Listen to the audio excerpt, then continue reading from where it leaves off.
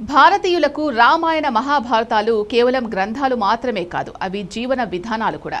కానీ ఇటీవల కాలంలో భారత ఇతిహాసాలను, అందులోని పాత్రలను తప్పుగా చిత్రీకరించడం లేదా వాటిని కల్పితం అని కొట్టి పారేయడం వంటి సంఘటనలు చరిత్రను అధ్యయనం చేసిన వారితో పాటు సనాతన ధర్మాన్ని పాటించే వాళ్లకు ఆవేదనకు గురిచేస్తున్నాయి. దీనిపై ప్రముఖ గీత రచయిత అనంత శ్రీరామ్ చాలా స్పష్టమైన, కఠినమైన వ్యాఖ్యలు చేశారు.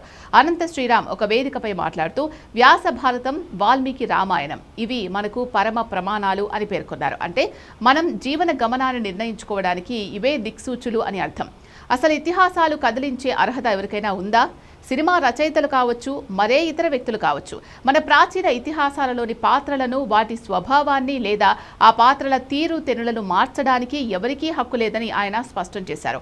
ఒక రచయితగా ఆయన చేసిన ఈ వ్యాఖ్యలు ఆలోచించదగ్గవి అని సినీ విశ్లేషకులు సైతం తమ సపోర్ట్ను ప్రకటిస్తున్నారు. ఇతిహాసాలు అంటే కేవలం కథలు కావు, అవి ధర్మం, న్యాయం, బాధ్యత గురించి మనకు నేర్పిన పాఠాలు. రాముడు ఒక ఆదర్శం, కృష్ణుడు ఒక మార్గదర్శకుడు. వీరిని లేదా ఆ కథా గమనాన్ని తమకు నచ్చినట్లుగా మలుచుకోవడం అంటే మన మూలాలను దెబ్బతీయడమే.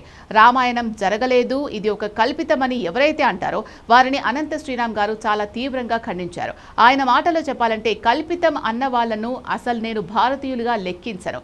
రాజ్యాంగపరంగా కాకపోవచ్చు, కానీ తాత్విక పరంగా వాళ్ళు భారతీయులు కారు అని. అనంత శ్రీరామ్ మాటల్లో గమనించదగ్గ విషయం ఏంటి అంటే, ఒక వ్యక్తి భారతీయుడిగా ఉండాలంటే కేవలం పౌరసత్వం ఉంటే సరిపోదు. ఆ దేశపు ఆత్మ అయిన ఇతిహాసాలను, సంస్కృతిని గౌరవించాలి. వాటిని తక్కువ చేసి మాట్లాడడం అంటే మన ఆత్మగౌరవాన్ని మనమే తక్కువ చేసుకోవడం. మన ఇతిహాసాలలోని గొప్పతనాన్ని తర్వాతి తరాలకు అందించడం మనందరి బాధ్యత.